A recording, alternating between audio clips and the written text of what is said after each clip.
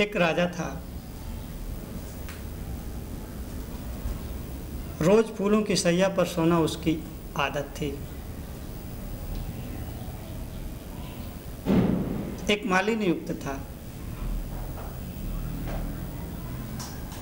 जिसका काम केवल यही था, रोज ताजी ताजी फूलों को तोड़ना और तोड़ करके राजा के लिए सैया तैयार करना।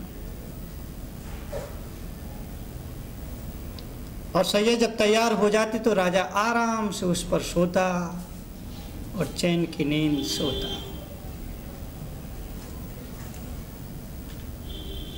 एक दिन की बात, फूलों की सैया बनकर के तैयार, लेकिन राजा के आने में विलंब था। माली ने सोचा, जरा मैं भी तो इस पर सो करके देखूं कि कैसा लगता है। एक गलत विचार, एक गलत ख्याल उसके मन में आ गया। तुम्हारे मन में भी कभी कोई गलत ख्याल आ जाए, तुरंत उसको वहीं दबा देना।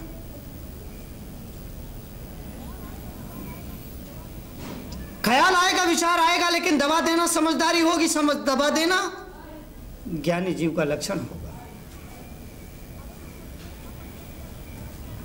अगर उसमें विवेक का परिचय दिया, समझदारी का परिचय दिया, एक बड़ा हादसा टल जाएगा। किसी को थप्पड़ मारने का मन करे, अपने को थप्पड़ मार लेना।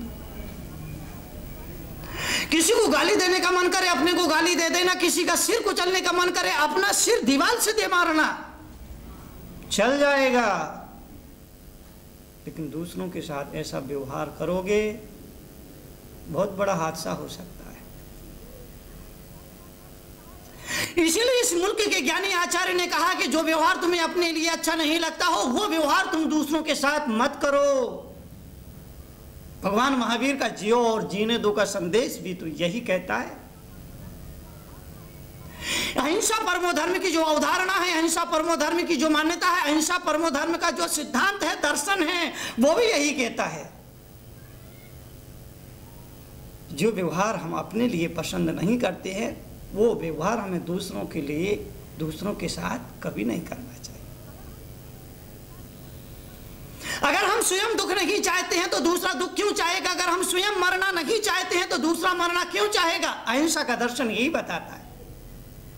इस जगत में, ब्रह्मांड में जितने भी प्राणी हो, छोटे हो बड़े हो, सब जीना चाहते हैं, कोई भी मरना नहीं चाहता है। सब सुखी रहना चाहते हैं, कोई भी दुखी नहीं होना चाहता है। फिर मनुष्य उन्हें क्यों मारता है? मनुष्य उनके साथ क्यों हिंसक व्यवहार करता है? मनुष्य उनके जीवन को क्यों उजाड़ता है? मनुष्य उनके जीवन के साथ, उनके प्राणों के साथ क्यों खिलवाड़ करता है? मनुष्य को यह हक, यह अधिकार किसने दिया? परमात्मा ने तो नहीं दिया, प्रकृति ने तो नहीं दिया। मनुष्य अपने स्वार्थ के लिए, मनुष्य अपने स्वार्थ के लिए, मनुष्य अपने मनोरंजन के लिए जानवरों के प्राणों के साथ खिलवाड़ करता है, उन्हें मारता है, उनके साथ उन्हें छेड़ता है और मार करके उनका मांस पका कर खा लिया करता है। ना बाबा ना, आप इंसान हैं, आप मनुष्य हैं, आप समझदार हैं, आप विवेक संपन्न हैं। ऐसा आप कोई कर्म ना करें किसी गरीब की बद्दुआ आपको लगे। याद रखना, गरीब की बद्दुआ अगर लग जाएगी, गरीब की दुआ अगर बद्दुआ लग जाएगी, तो वो गरीब की बद्दुआ तुम्हें जला करके राख कर देगी। वो गरीब की बद्दुआ तुम्हारे लिए आग बन जाया करेगी, और जब वो आग बनेगी तुम्हारा जीवन उसमें जल करके धुंध करके राख हो जाएगा। कोई बचाने वाला भगवान भी नहीं होगा, कोई बचाने वाला ईश्वर भी नहीं मिलेगा। गरीब की बद्दुआ से दूर रहना, उसके अभिशाप से बचना। इसलिए कहते हैं, किसी जानवर को मत मारो, उसे पीड़ा मत दो, उसके साथ मजाक मत करो, उसे खिलने दो, उसे खेलने दो, उसे महकने दो। मालिक के मन में यह ख्याल आया कि राजा वर्षों से सोता है, जिस पर सोता है, आज मैं भी जरा सो करके देख लूं कि इसमें आराम क्या मिलता है, इसका अनुभव क्या, इसकी अनुभूति क्या। इतना विचार आया और वो फूलों की सैया पर लेट गया, सो गया। जो सो गया सो गया, कहां अभी पता चलेगा। उसको लेटते ही नींद आ गई, लेटते ही वो गहरी नींद में चला गया, लेटती ही गहरी मूर्छा में चला गया। जितनी सुकुमार सैया होगी, जितनी मृदु सैया होगी, जितना मुलायम बिस्तर होगा, उतनी ही गहरी नींद आएगी। इसलिए ज्ञानियों ने कहा है मुनियों के लिए, साधकों के लिए, तपस्वियों के लिए, भगवान के भक्तों के लिए ऐसी सैया पर सोना जिस पर गहरी नींद ना आए। सन्यासियों के लिए, साधुओं के लिए, मुनियों के लिए तखत पर बताया, तखत पर सो जाइए, जमीन पर सो जाइए, ज़्यादा है तो चटाई पर सो जाइए, बस। डल्लब के गद्दे, बिस्तर, तकिया, ये कुछ नहीं मिलेगा। हल्की नींद लोगे तो भगवान का भजन चलता रहेगा, हल्की नींद लोगे तो स्मरण चलता रहेगा, हल्की नींद लोगे तो जीवन में दुर्घटना नहीं घटेगी। अगर गहरी नींद में आदमी चला जाएगा तो वहां उसके मन में वासना आ जाएगी, पाप आ जाएगी, और वो अपने संयम के मार्ग से विचलित हो सकता है, उसके संयम का धन लूटा जा सकता है। माली गहरी नींद सो गया, राजा अपने समय पर आया और राजा ने देखा कि फूलों की सैया पर नौकर सो रहा है। बड़ा क्रोध आया, राजा क्रोध में आग बबूला हो गया, राजा क्रोध में अंधा हो गया, राजा क्रोध में अंधा हो गया, और अंधा होकर के ऐसा कर्म करने के लिए बड़ा, उसे नहीं पता था क्या है। क्रोध अंधा हुआ करता है, क्रोध आता है तो सबसे पहले विवेक की हत्या करता है, क्रोध आते ही आदमी का ज्ञान खो जाया करता है।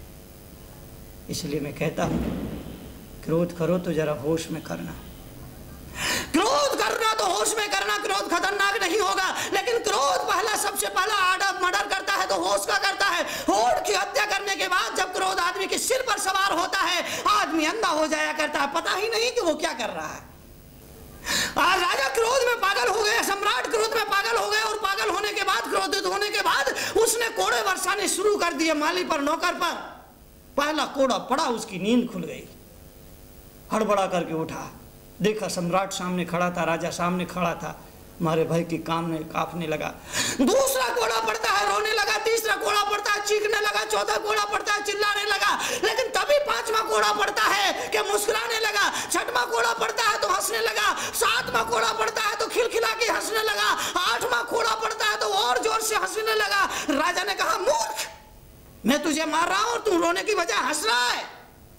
माली ने कहा, हाँ महाराज, पहले तो मुझे रोना आ रहा था, लेकिन अब हंसना आ रहा है। सम्राट ने कहा, इसकी वजह क्या है?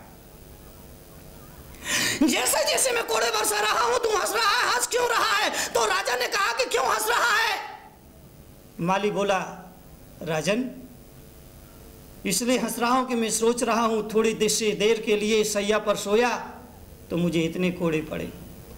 10 मिनट के लिए, 5 मिनट के लिए, घंटा भर के लिए, आधा घंटा भर के लिए मैं सैया पर सोया, फूलों की सैया पर सोया तो मुझे इतने कोड़े पड़े हैं। आपकी तो जिंदगी सैया पर सोते सोते निकल गई, आपको कितने कोड़े पड़ेंगे, आपको कितनी मार पड़ेगी? यही सोच सोच करके मुझे हंसी आ रही है, यही सोच सोच करके मुझे हंसना आ रहा है।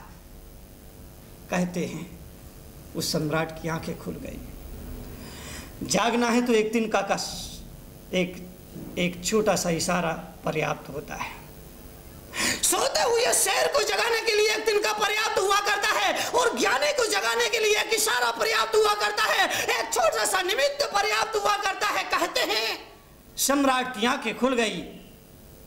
उसने सोचा, बात तो सच है, घंटा भर सोया, इसे इतनी बड़ी सजा मिली, इतने कोड़े खाने को मिले, मेरा तो जीवन इस वासना की सैया पर सोते सोते निकल गया, इस कामना की सैया पर सोते सोते निकल गया, इस विषय भोगों की सैया पर सोते सोते निकल गया, सारा जीवन इस वासना के बिस्तर पर सोते सोते निकल गया। मेरे जीवन के साथ क्या हादसा होगा? उसका नेत्र खुल गया, उसका ज्ञान जाग गया, और उसके जीवन की धारा बदल गई, उसके जीवन का प्रभाव बदल गया, उसका सोच और चिंतन बदल गया।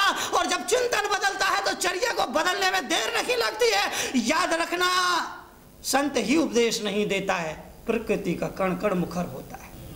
सम्राट के जीवन में परिवर्तन आया और उसकी चेतना जाग गई, चिंतन बदला, उसकी चर्या बदल गई। मैं चाहता हूं तुम्हारी भी चेतना जाग जाए। मैं चाहता हूं कि तुम्हारे भीतर का देवता जाग जाए। मैं चाहता हूं कि तुम्हारे भीतर का देवता जागृत हो जाए, क्योंकि मनुष्य भटका हुआ देवता है, और इस भटके हुए देवताओं को रास्ते पर लाने का काम संतों को है। सम्राट की नींद खुल गई और उसके बाद उसने फूलों की सैया पर सोना बंद कर दिया वैराग्य ले लिया, सन्यासी बन गया, जंगल में गया, साधना में लग गया। जो सुख उसने महलों में ना भोगा वो सुख साधना के बाद उसे मिला। याद रखना, सुख साधनों में नहीं है, सुख साधना में है। अगर साधनों में सुख होता तो तीर्थंकर को घर नहीं छोड़ना पड़ता। भगवान ऋषभदेव इतना बड़ा वैभव छोड़ करके, मर्यादा पुरुषोत्तम राम राज्य और पाठ छोड़ करके 14 वर्ष के लिए वनवास नहीं जाते, जंगलों में नहीं जाते। साधनों में सुख नहीं हुआ करता है, जीवन की साधना में सुख हुआ करता है। घर में रह करके भी साधना जरूर करो। जंगल में जाने की सामर्थ्य ना हो, जंगल में जाने की शक्ति ना हो, तो घर में रह करके भी थोड़े देर के लिए, मिनट भर के लिए, 10 मिनट के लिए साधना जरूर करो। जो साधना से सुख फूटता है वो जीवन का सबसे बड़ा सुख फूटता है, वो जीवन की सबसे बड़ी उपलब्धि होती है। तो जीवन में संयम जरूरी है, जीवन में संतुलन जरूरी है। अगर गाड़ी में ब्रेक ना हो तो उस गाड़ी में बैठना खतरे से खाली नहीं है।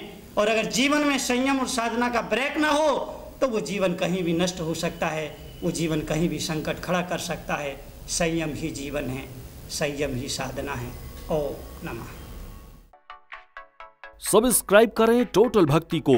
अब हमारे वीडियोस को सबसे पहले देखने के लिए बेल आइकन को दबाना ना भूलें। इस वीडियो को लाइक और शेयर जरूर करें। आप हमारे चैनल को सब्सक्राइब भी कर सकते हैं।